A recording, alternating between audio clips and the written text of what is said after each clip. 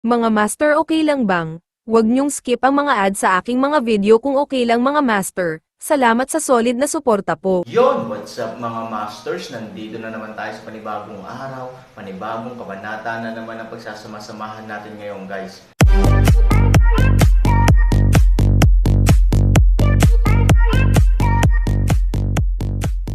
Bali mga masters, kung bago ka pa lang po sa aking YouTube channel, please click the subscribe button, lalong-lalo na po yung notification bell guys, para maging connected pa rin tayo sa isa't isa at maging updated kayo sa mga susunod ko pang video. Bali mga masters, bago natin umpisahan ng kwento ay mag-shoutout po muna tayo para sa mga solid nating tagapakinig. Shoutout kay Raimundo Dayundon at shoutout kay Isagani Abella. Yun na nga mga masters, no? Bali hindi na ito patagalin. In 3, 2, 1, let's go! Habang papalapit sila sa bahay na bato, mas lalo nilang nararamdaman ang kasariwaan sa hangin. Kasabay nito, hindi nila alam kung saan ipapadala ang mga pagsabog ng malakas na presyon, na nagiging sanhi ng pakiramdam ng mga tao na medyo hindi komportable. Bahagyang sumimangot si Aaron, kinuha si Wang Simon at iba pa, at maingat na naglakad patungo sa bahay na bato. Hindi nagtagal, dumating ang isang grupo ng mga tao sa harap ng bahay na bato. Ang magkabilang panig ng Golden Boy at Jade Girl ay parang buhay. Ang batang lalaki ay may hawak na libro sa kanyang kamay, ang Jade na babae ay may hawak na ginto sa kanyang kanang kamay at tumitingin sa kanyang mga mata. Isang babae ang nakaupo sa bahay na bato. Hindi na kailangang sabihin, sa ilalim ng marangyang hitsura, ang mga damit na Golden Jade ay kumikinang ng maliwanag at nakakaakit ng atensyon ng mga tao. Umupo siya ng bahagya, tuwid at marangal, ngunit ang kanyang ulo ay natatakpan ng isang pulang tela, na naging sanhi ng kanyang pagiging misteryoso at kakaiba. Nagtataka, bakit ang estatwa ng bato na ito ay natatakpan ng pulang tela? Sumimangot si Ningyu at kakaibang sinabi. Napabuntong hininga si Jiang Hobei Xiaosheng at may kain na hinalang sinabi, ayon sa alamat, sa pangkalahatan ay isang napakabangis na espiritong nagrereklamo na tatakpan ng kanyang ulo o ng kanyang mga mata upang hindi malagay sa panganib ang mundo.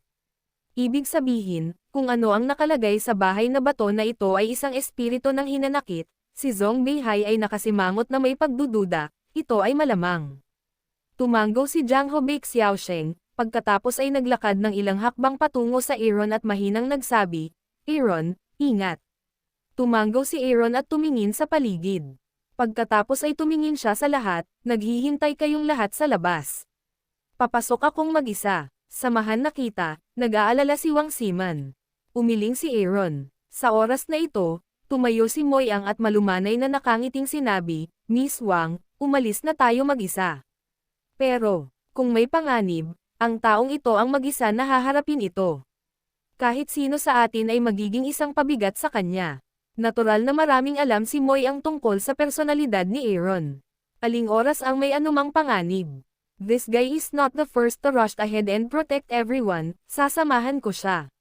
Sumulyap si Panggalan kay Wang Simon, ngunit hindi ko siya tutulungan. Tinalo lang ako ng mga kalakal na ito.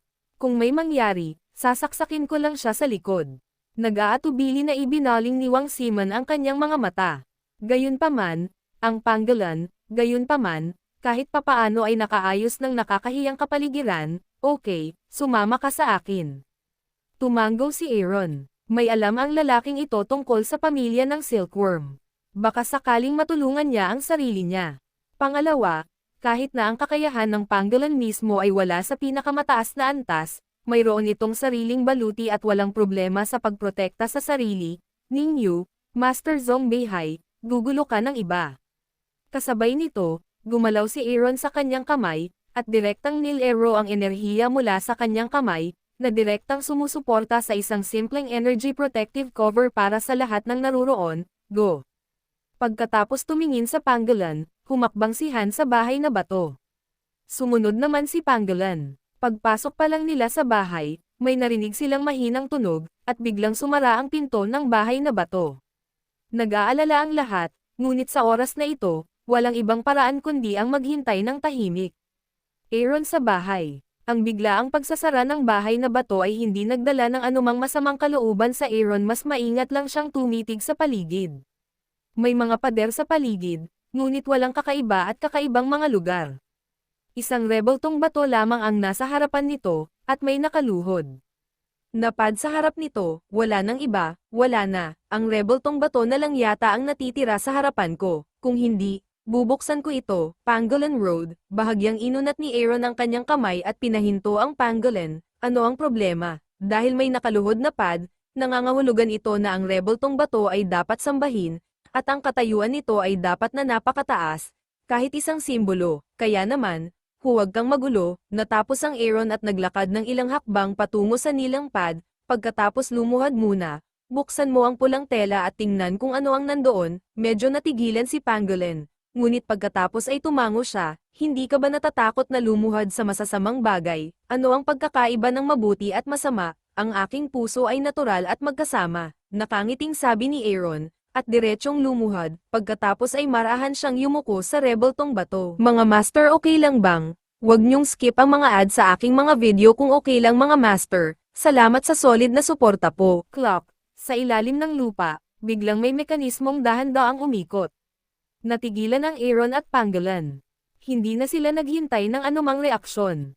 Biglang bumaliktad ang buong lupa. Bago nila ito maintindihan, sila ay direktang pinigil. Tulad ng dalawang gisantes sa lumang bahay na bato, ang likurang bahagi ay naging kapareho ng bahay. Sa madaling sabi, ang sahig ng bahay ay may dalawang gilid, at ang hitsura ng magkabilang panig ay eksaktong pareho. Ang Aaron at Pangolin, na may pagbaliktad ng buong lupa, ay direktang pinigil sa ilalim ng lupa ng bahay na bato. For a time, madilim ang paligid, at halos hindi nila makita ang limang daliri. Aaron, nasaan ka?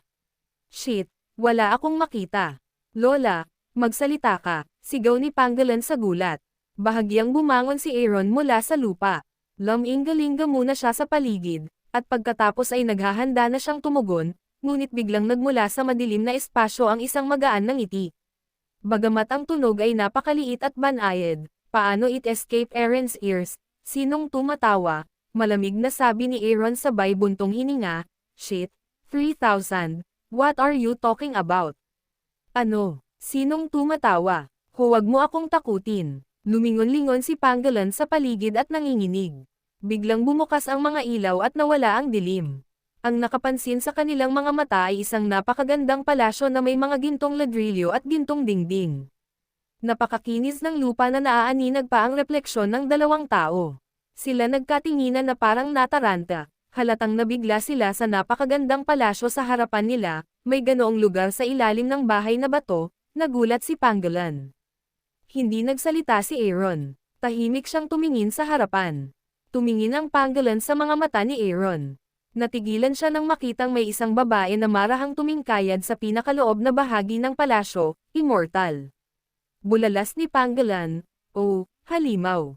Bagamat ang babae ay tumingkayad doon, ang kanyang puting palda ay ilang metro sa lupa. Ang puting palda ay nagbuga ng mahinang gintong liwanag. Isang talon na mahaba ang itim na buhok ay natural na nahulog sa lupa, at ang gintong liwanag ay nagniningning sa pagitan ng kanyang buhok. Higit sa lahat, bagamat nakasquat ang babae doon, kakaiba ang ugali niya. Nakaraan, mahinang sigaw ni Aaron at umakbay na may dalang Pangolin.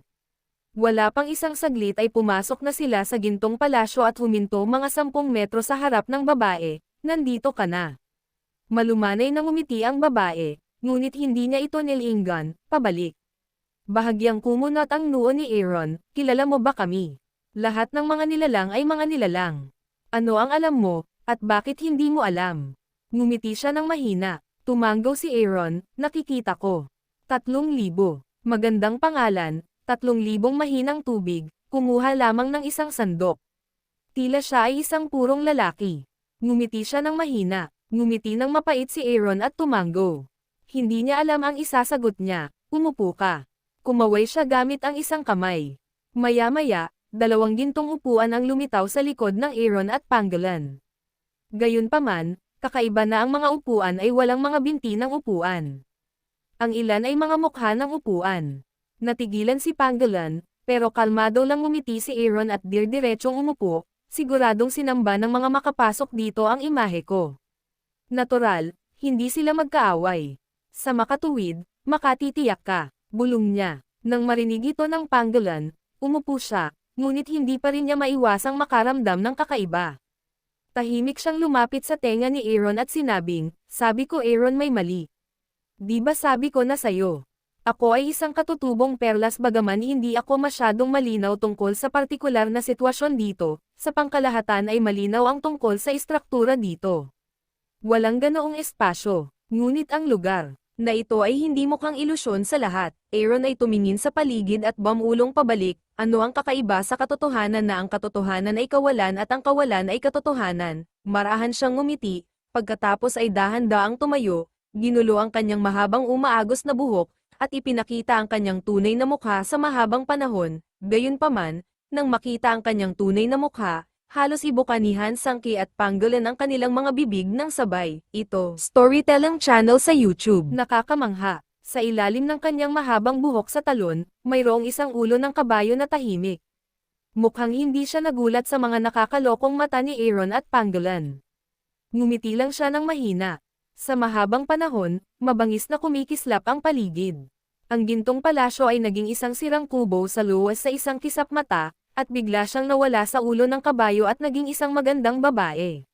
Siya ay isang katawan lamang ng tao, ngunit naging katawan ng kabayo sa oras na ito. Pagkatapos, nag-flashback ang larawan sa ngayon. Ilang beses na sunod-sunod na ngumiti siya at huminto sa paggalaw. "Elder, pasensya na, kami." Bahagyang yumoko si Aaron at humingi ng paumanhin. Bagamat hindi hinusgahan ng Aaron ang mga tao sa kanilang hitsura, kailangan niyang aminin na nagulat siya sa ulo ng kabayo at nawalan pa ng ugali. Lahat ng tao ay mahilig sa kagandahan, at kabaliktaran mo, mapagbigay din ang babae at walang pakialam na nakangiti. Tsaka, "I'm in a very good mood when you came today. Paano ako magagalit? Ngayon lang, hinayaan ko lang na makita mo ang kawalan at ilusyon, realidad at prinsipyo. Kung gusto mong ilabas ang iyong galit, natatakot ako na ang munting Earth Spirit Pearl na ito ay sinaktan ng nayon sa loob ng maraming taon at namatay na. Hindi ko alam kung ilang beses." With that, she gently locked her eyes on ang Pangolin.